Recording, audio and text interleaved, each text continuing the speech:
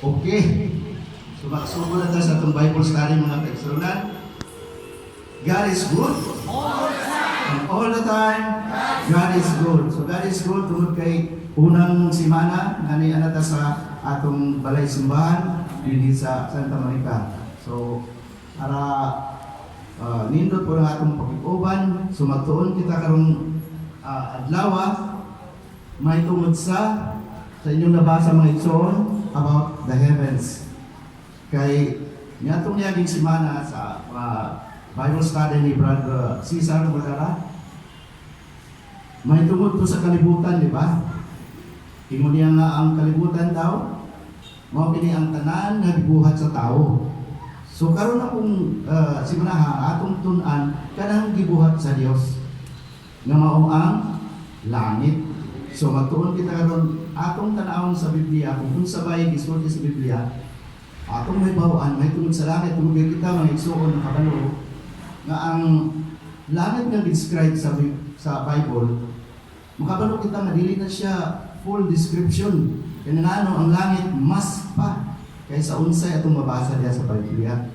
So ato lang kalkalo kung unsay nakasulat sa Biblia may tungod sa langit. Kaya mo na atong destinasyon kung kita magpadayon ka sa atong pagpangalat sa tubuhay ng Diyos. Kinsa ba excited mo atong langit? Amen ba? So makita na dito mga igsoon. So atong ibawon kung unsay itsura langit, kung sabay langit, asa ba ang langit? Mga igsoon, asa ba ang langit? Kung asa itong ginawa na ang langit. So akong ikalkal ang Biblia kung unsay nakasulat sa Bible, may tumusulat all about heaven. So, first screen. Atong mabasa na may igsoon nga in the beginning sa Genesis 1:1 ng Bible, first chapter, first verse. In the beginning, God created the heavens and the earth. So, atong magkita niya may igsoon nga ang word nga heaven, plural. Heavens. O niya, nag-ingon po si Apostol Pablo din sa 2 Corinthians 12, verse 2. Ingon niya nga, I know a man who 14 years ago was put up in the third heaven. The English na po na nagsuol, kung pinipasize na po nga, plural ang heaven, kung unsa, doon ay i-mention nga ikatulog ka langit. So, kung doon ay ikatulog ka langit, may igsuon, pila ba na ikabuk langit? Okay, ang ako mabasa sa Biblia, doon na lang third heaven. Wala ka mention of first or second heaven. Pero, ang mga Bible scholars, sila nagtudlo ka na ito na doon ay first of second heaven. Next screen, Brad. First heaven. Mao din na ang first heaven, mga igsoon. Ang first heaven, kung hangat ka sa itaas, mao ka na nga itong makita. Ang sakay itong makita kung hangat ka sa taas. Mao na siya mga blue sky, mga clouds, mga birds. Sometimes makita na ito din mga helicopter, aeroplano. So mao ka na itawag of first heaven. So dili ka na maampuyanan sa tubuhin na Diyos. Naara na din sa atong kalibutan ang first heaven. Ang ikaduhang heaven, mao kini. So asa daw ang ikaduhang heaven? Mao ka na ang gitawag og universe. Kalawakan sa Tagalog, sa Bisaya. Kawanangan, yes. Ang kawanangan may igsoon, kita ni kabalo, di nato na makita kung wala tayo high-powered telescope. Mao ka na siya ang ginatun-an sa NASA, sa mga astronomers. Using high-powered telescope, makita nila kung unsay laman sa gitawag o second heaven. Maunay, ihimo sa atong buhit nga Dios. So ang earth o ang second heaven, which is the universe, mao ka na ang gibuhat sa atong Ginoong Dios. Di na sa universe, atong makita usab ang mga planeta.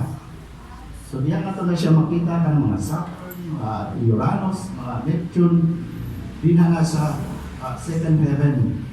Kaya ang gibuhat sa Dios, kung imo binantun-an, di ba malawak kaya siya? Dili lang kay kana.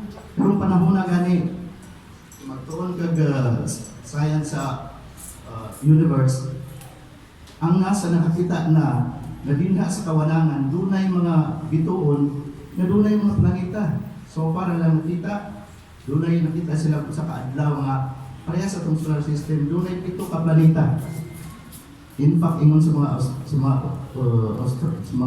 astronomers, Ang kada bituon daw na nakita natin sa kalangitan, pareho na siya sa atong adlaw, solar systems po na siya.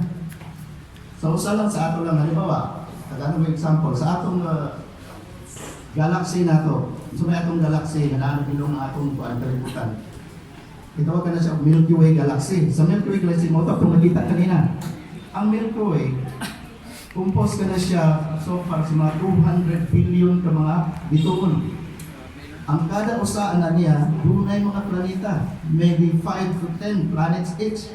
So kung bitawan mo mga kaisunan, pila ka po planeta ang naalihan sa atong solar system lang, sa atong galaxy lang, Milky Way. Baperting nadhana, tingon anang gibuhat sa Diyos. Ang kalangitan, dili lang sila decompose o mga bituon, kundi mga galaxies. Pila ka po galaxies? Trillions ka galaxies. Di na lang nato panong na kay aliens din sa kalibutan. Malamang duna. Okay? Pero mao ka na siya ang first o second heaven. Ang atong tunan mga igsuon, kaya atong destinasyon kung magtinuod kita sa pag-alagad sa atong buhay ng Diyos, adto kita sa langit, di ba? So asa man ang gitawag og langit nga atong adtuan? Mao ka nang gitawag og third heaven. Ingon ana ang halos artist rendition na ng mga igsuon, pero siguro mas labaw pa anak kanindot ang langit nga Ginoo. Mao ka na ang third heaven, which is paradise. Diha ka po yung atong Ginoong Kristo, mausap ang puwinan sa atong Diyos na Amahan. Now, asa man na siya namutang ang third heaven? Okay. Doon na tayo ihatag ni Apostol Pablo dinha sa Ephesians 4:10, nag-ingon din na mga igsoon, siya nga nanaog, referring to Christ. Siya nga nanaog, siya usab ang misaka sa ibabaw, saylo pa sa tanang kalangitan. So asa daw ang third heaven? Asa ang paraiso? Ibabaw pa sa tanang kalangitan, meaning sa first and second heavens o pina sa atong universe, taas pa din ha, kaya dito misaka o gikan na naog atong Ginoong Kristo. Ibabaw pa, saylo pa sa tanang kalangitan. So one thing sure, wala na nakabalo kung asa na siya dapit, pero one thing is sure, wala na siya din sa universe, sa atong universe. Wala na siya sa first heaven, wala pa na siya sa second heaven. Gawas pa diha. Wala ka magulog asa, ang ginuuray na kahiwalo. Okay? Now, saylo para sa tanang mga kalangitan. Now, nakasiguro kita nga ang third heaven, wala din sa universe because sa dihang gihimo sa Diyos ang universe. Siya ang gahimo. Doon na siya ipuyanan. So kung ikaw, pareho sa example na ng gahimuan kung sa watchmaker. Kung ikaw maghimuay og relo, naa ka sa gawas sa relo. Dili pwede nga naa ka sulod sa relo. Yung sama nimo pagbuhat. So ang Dios wala din sa atong second heaven. Wala kang kabalo kung asa, pero matod sa Biblia, sa ilo pa sa tanang kalangitan na atong nahibawan. Okay? So parehas sa kuha now. Nag-isod mata og langit, ma-recognize ba nato ang atong mga loved ones o mga kaila sa langit?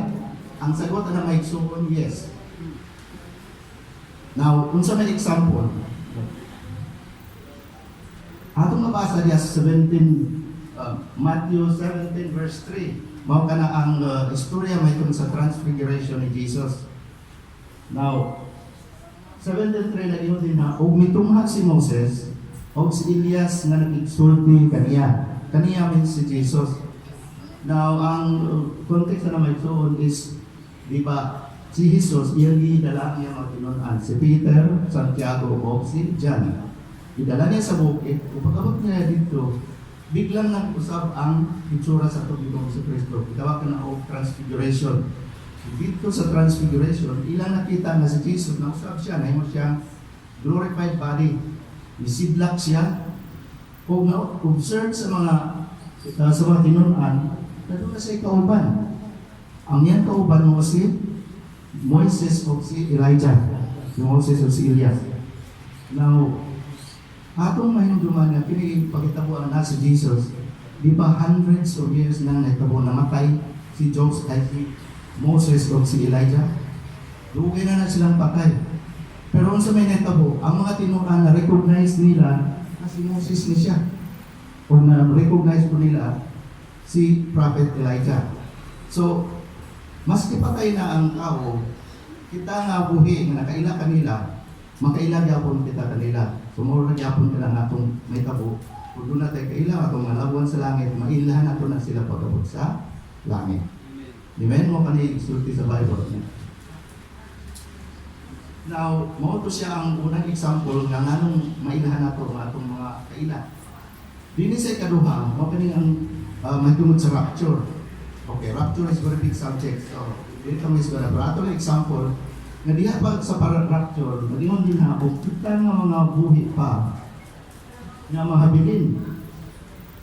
Pagkasagawon ngadto sa kalangit, ngadto sa panganod, uban kanila o pagsugat sa Ginoo diha sa kalangitan. Kanang dimension diha magsuon nga kanila, kinsa man na. Panahon sa rapture. So, kanang mo'y illustration sa rapture. Na nakabalo kita ang rapture sa timeline of the end, sa end times. Ang rapture mo ingon na mo'y beginning of the end. So meaning mo ka na ang unang hitabo, ma-rapture ang mga katawhan sa Diyos. Meaning gikan sa itong present time, mahitabo ang rapture. Muna na beginning sa end. Taas ka na subject, hindi na katungkan. Ang ako lang bang karoon na katong dimension nga kanila, mo to sila nga itong mga kanila. Ma-recognize ka po nato sila panahon sa rapture. Kaya kita buhay pa. Saka kita sa langit. Mausap ang mga patay. Ato silang mailhan ang atong mga kailaw, atong mga mahal sa kinabuhi, panahon sa rapture. Now, pasilip lang sa rapture. Kanang rapture, diba? Mo man ang dimension ni Jesus nga, tingong pa niya, doon ako niya duha nga mag-uban, ang usa kuhaon, o ang usa mapili. Kanang kuhaon, di mo kayaw sila sa langit. Ano sa namin ito rapture? Siyempre sa atong present time, yung nila, makitabo ka ng rapture at any moment of time na ang katawan sa Diyos dahil sa Ginoo. Kaya pagbalik din sa atong Ginoo, hindi din siya mabalik ng mga unbelievers kalibutan para maghukom ditso. Taas ka na ang timeline. Wala na yung unang kuhan kayo. Sa panahon sa pagbalik sa atong Ginoo, mabalik siya pero hindi siya magis kalibutan. Diha ka siya taman sa clouds. Maghulat siya sa kanang mga na-rapture ng mga katawhan sa Diyos. Pag kuman anak, iyan na nang dito sa langit.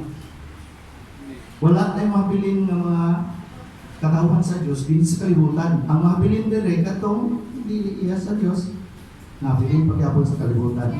Asa man sa paingon, ang Bible gaingon na kung asa ang Ginoo, tuha usab ang katong na-rapture, tuha usab kita. So bahala na asa tagad sa Ginoo dito sa langit obviously. Pero dadon tayo dito, doon na pa yung mabilin sa kalibutan. Hisgot raan at next panahon. So for now, akong mailhan ang tao sa langit. Now, masulat ka may suod sa langit, sa langit, wala na kasalan or marriage. So dito rin sa langit, hindi na parehas sa kalibutan. Wala na yung kaminyoon sa langit. Now, Brad, unang ka nang kung kisa'y gusto na mag-minyo na mo diri. Kaya sa langit, wala yung pag-minyo. Iklaro ka na sa itong Ginoong na Jesus. Minyo yung dali-dali nun. Nagawa sila po ba na di ba? Minyo na po, ha?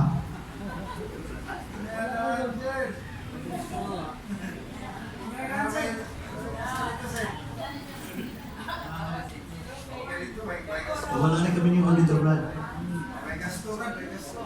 Dito. Nga naman, klaro kayo nag-iingon sa itong Ginoong Kristo, Mark 12:25. Kaya ining kabanhaw sa mga tao, gikan sa mga patay. Dili na sila mga pangasama o mga pangbana pa. Kundi may sama sila sa mga malulunta dito sa langit. So kita na dito, mura nitag angels. Naamang niya po ng kasarian, pero dili na siya may gamit dito sa langit. Or mag-act na dito mura angels. Ang angels ma, wala may ingon nga. Angel babae, angel lalaki. Basta angel sila. Mostly lalaki ang lectura. Pero, so wala na dito. Nga naman na wala na kami niyo dito. Boring siguro ng lugar, kaya nga naman na wala na kami niyo. atong hinduman nga ang langit is perfect, di ba? Perfect na tanang perfect nga kalipay, perfect nga sitwasyon. Wala ka ni pangitaon dito naa nang Ginoo gawan kanimo. So dili na kinahanglan nga magminyo ka pa. Ano man kung anak kadaghan dito may mga angels. Next one. Kaya unsa may purpose kami nga dili sa kalibutan? Duha ka rason ang purpose nga nang magbinyo ang mga tao dito sa kalibutan. Ang una, mao ka na ato makita din sa Genesis 2 verse 18. Nga na bang gibuhat sa atong buhay nga Diyos si Adam ay si Eve kasi una maghihimot si Adam. So gihimo sa Diyos si Eva nga naman inunani ang iyang reson ug miingon na si Hupa ang Diyos. Dili maayo nga ang tao mag-inusara kay si Adam pa niya to. Usa buhaton ko siya, buhaton ko siya o katabang nga angay kaniya. So ang unang rason sa nganong gibuhat ang babae din sa kalibutan bilang asawa ni Adan. Unang-una para di mag-inusara si Adan. Kung mag-inusara pag sumay matubo, mingaw kaayo. So para daw di malungkot si Adam, si Eva ang sagot sa kalibutan ni Adan. Okay? So, murag sa pulo si Adan niya o si Juan murag sa diya. So, yun na illustration, ibuhatan siya og Eva, kaya para di siya malungkot. So, saya na kayo si Adan din ha. O ang ikaduha, para ang ikaduha mo sa Genesis 1:28, muna yung reason ng ibuhat ang pag-asawa din sa kalibutan. Matod pa din ha, huwag ipanalangin sila sa Diyos o mingon ang Diyos kanila. Sumanay ka mo o dumaghan ka mo o pununin niyo ang yuta o gagawin ka mo iinit. So, go to the world and multiply. Muna yung reason nga nung mag-asawa ang mga tao din sa kalibutan. Kahit pinagi sa pagkaminyoon, mga anak ang tao o kunya happy family. So para doon ay mudaghan ang mga tao din sa kalibutan. Now, sa langit pa kinahanglan pa mudaghan ang mga tao dito. Dito sa langit, halos puno na ang langit by that time. Puno ka na siya sa mga angels, millions, legions of angels na dito. Kung naa pa ang tao nga giluwat sa Ginoo, halos mapuno na. Manotis mo din na kana sila ga-worship lang siya sa itong buwit nga Diyos. Wala ka tayo panahon dito, mag-asawa pa, magkapamilya pa, hindi na siya kinahanglan bukod sa langit. Kaya unang-una, magsubok pa ba ka dito sa langit? Di ba dili na? Kay malipayon, super malipayon ang kinabuhi sa langit, natanan. Wala na kay problema, pagkaon, wala na nang hinana. Okay? So, muna yung reason na nung na kinahanglan ang Panginoon dito sa langit. Hindi na sa kalibutan. So, katong mga ulit tao diya, ang minyong na utang dalaga na pangitan mo, kadinira na sa kalibutan. Yeah? So, pero one thing sure, mag-replace ang Diyos niya na o something mas lao pa sa kalipan ng Panginoon. Amen? So, now, dinita karon sa itsura sa langit. Kung sa may itsura sa litawag third heaven. Kung sa description sa Bible, na ito mabasa. Now, ato lang tanaw kung sa itsura sa langit, base sa Revelation ni St. John, sa Revelation, kung sa iba pang mga verses. Now, dito sa langit, nagsulat din na, there's no more night, it's always daytime. Kung ka na nakasulat sa Revelation 22, verse 5. So dito di ay wala na gabi, pero nilang adlaw. Hayag dito, kaya wala yung sulat dito nga. Kung dito wala na gabi, kung sila, di na maginahanglan o kahayag sa suga o sa adlaw, kaya ang Ginoong Diyos, mao ang ilang kahayag o sila naghari hato sa katuran. So dito, ang glory sa God, mura na siya ang adlaw, mas labaw pa sa adlaw. So narito ang atong buhay nga Diyos, ang atong Ginoong sa Kristo, sila mismong hayag. So malamang itsura sa langit is always hayag, walay ngit-ngit. Walay brownout dito, rin ang kinala electricity. Okay? Superman na siyang hayag, kailangan ka ng glory na sa God, best. Nasilaw siya, muna siya hayag dito sa langit. So, dito sa kalibutan, lahi ang kalibutan, dito na gapili. So, dito ang hadlock dito. Hayag ng perno. Okay ba? So, walay gabi dito. Ang ikaduha, restored ang Garden of Eden. Ato pa mabasa sa Revelation 22 verse 1. Ayun din ha, unya iyang ipakita kanako ang suba sa tubig nga naghatag og kinabuhi.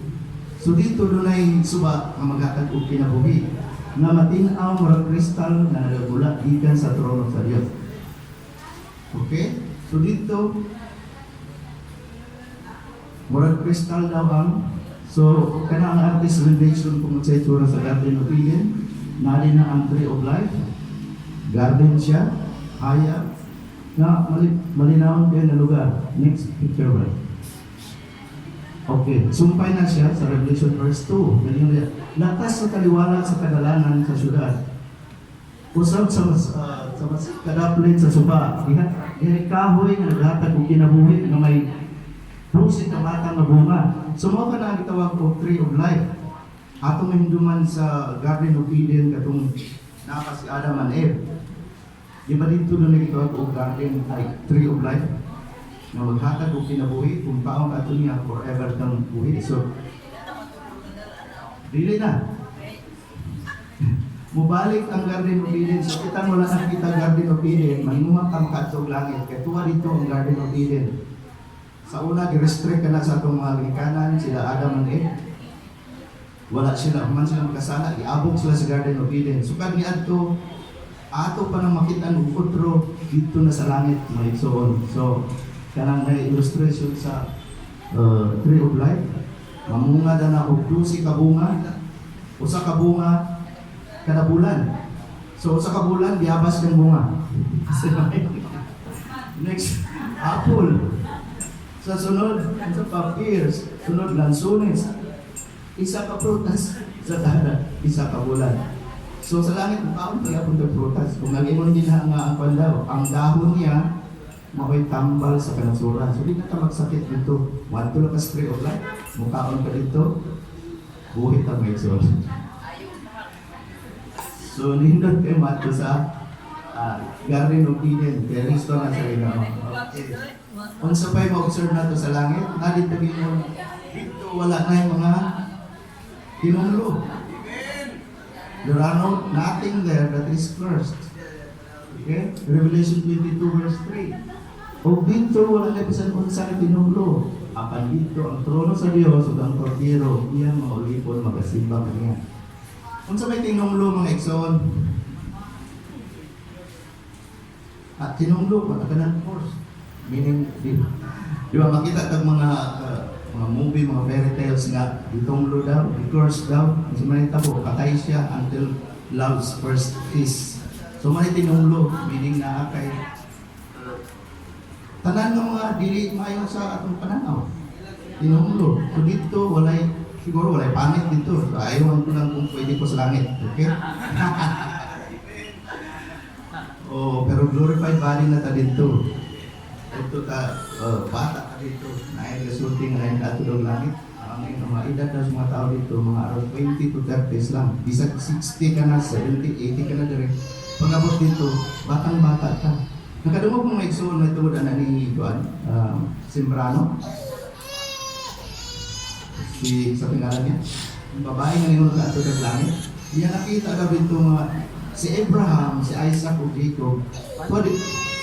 Tuwa dito daw yung nakita sa langit, nagsilinan sila puti. Pero batan mo si King David, batan mo sila. Pareho sila ito, Panginoon. So yun na ang ating tuwa dito. So, kung muli kami ni Pastor, ako, mabalik mo pagkabata. Amen? So, kung sa mga pangit-pangit dinas ng tanaw, ayaw mo kabalakay kaya sa langit, guwapo, guwapa ta dito. Amen? So, atong paniwaan, makabot ta dito sa langit. Kaya mura na ang promise atong Ginoo. Amen? So, kaya may trono illustration dito sa trono sa Diyos. Ang Bible nga describe nga God may trono, ug dunay upat ka kerubin. Ang mga kerubin is mga hayop ka na kamigsoon. Makunong daw ako. Niya na ang mga 24 elders lingkod o kiri ang mga angel. Somehow, wala illustration. So, napakanindot ang langit. Okay? So, gusto mo mangitag bulawan? Sa langit daw ang karsada dito, streets are made of pure gold. Revelation 21:21 nagingon, o ang kadalanan sa siyudad, lunsay bulawan. matinaw murag bildo. Dini sa kalibutan, mananguha ka makakuha og bulawan. So palit kita dulce may pakapin og bulawan. So naya ko pakapin nga bulawan sa kwan. Pero dito sa langit, apakan na nato ang mga bulawan. May kastada mismo may bulawan. Pati mga building bulawan po. So di sa mahilig sa bulawan din na paninguha ang kalit sa langit. Amen? Amen. So malabang imon ana ang itura sa langit. Mas nindot pa ana. Doon na ang streets of gold na ang mga buildings na made of bulawan. Next one. Now dito sa langit, doon na tayo mansion. Mao ka nag-promise sa atong Ginoong Jesus.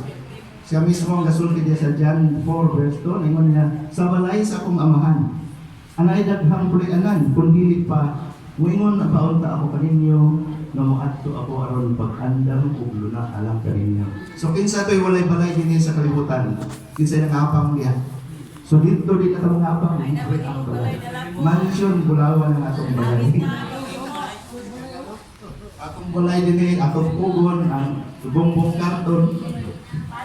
Dito sa langit, ibubuod ang bumbong sa imong balay. Okay? So, malamang ingon na ang atong litsura sa mga mansions dito sa langit. Okay, may promise atong Ginoo, magandang siya o mga mansion dito sa langit. Sudo natin pupuyan dito. Dili ka mag-set. So, ingon na ka may social atong balay dito. Kung dili pugo na yung atot dito, color roof na yung atot. Amen? So, example na doon, mga balay dito yung anak. So, daghang mga balay dito nga pare sa balay ni Pastor Ernst. Amen. Glory to Amen. God.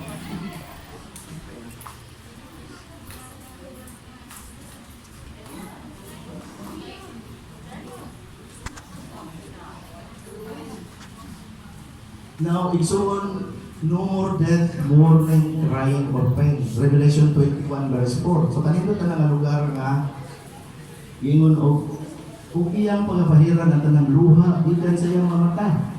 O ang kamatayon, wala na. So, dito may igsoon, dili na ta mamatay. So, mana kita namatay, kung mabuhay kita, hangtod sa hangtod, imagine ninyo mga igsoon kung unsa itong buhaton sa eternity. Naigay mo naburin siguro na kay pag dito, eternity gani ayon ko nun. Dili may igsoon doon kay later atong kasahon ang birthday ko niya. Kung iya pahiran mga luha, so dili na magkuran, dili na maghinatay, wala na paghilak dito, hindi kasakit. Kaya ang unang mga butang nangagi na. So, pinita lang mga kalisdanan na dito sa kalibutan, mawala ka na siya dito sa langit. So, dito, kauban lang ka pero may ang atong buhay na Diyos. So, yung anak na may suot, ako may suot, gusto ko manginguhag magtulangit, kaya akong target na gusto ko mahag sa itong Ginoo. Kamu may suot, gusto mo mahag sa itong naluluwas? Gusto na mahag kay ano, dili lang ta, nakabalo kita ng Biblia gaingon na kitang tanan, nakadestino na tanan to sa impyerno. If not only for what Christ has done for us, muna nakachance ta makaadto ta sa langit. So siya lang, it's only because of Him na makaadto ta sa langit. So gusto ko mahak sa iya. So I'm sure kamo po gusto mahak sa itong Ginoo mo. Ano lang, mataktan sa siyang power. Amen? Now, ang langit mga igsoon, labaw pa kay sa atong ginasikutan karon. Kay unang Korinto, post 9, ingon ani ang ingon ni Apostol Pablo. Apan ingon sa sulat, ang wala makita sa mata. So kanang langit na wala pa na makita sa itong mata. Nakita ta sa mga picture din na. That means dili na pa artist rendition lang siya. Imagination na sa tao. Kung wala pa madunggan. So nakadungog na buong mga wapong mga utang. Nadungog na mga dunay kaako tayo, dunay wapo kay balay, dunay sana nasa iya. Madungganan nato, di ba? Labaw pa daw anak ang giandam sa atong buhay na Diyos. Kung wala pa daw kini wala pa ni mo santo sa kasing-kasing sa tao.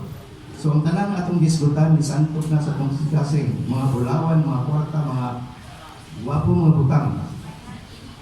Na ato na kanang sulod sa dumuna, pero ang naa sa langit giandam sa Diyos, wala pa masulod sa atong manguna. So labaw pa kinana ang kanindot sa langit. So dunay surprise nga gihulat dito sa langit. Amen? So next slide.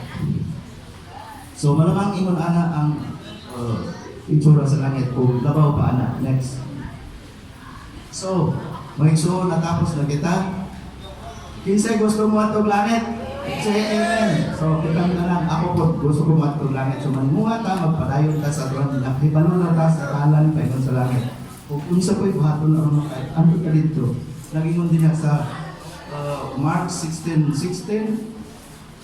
Iwalin niyo ang mayong balita, ang mutuo, magkinulso lang masala o magpabautismo maluwas, meaning makaadto kag langit. Nahimo na nga itong maigsoon. So I'm sure 99% sa ato din ato na lang nahimo. Pwera na lang sa bago pa, maninguha mo kinalang magpabautismo. Amen? So magkita ka sa langit. God bless all. Amen. Amen.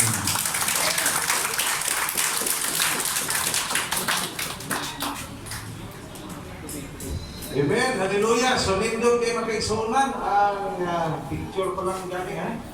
Ang mga bata, tutok din pa yun. Amen. Picture pa lang to. Picture. Kung ano kita dito. Tinood na. So,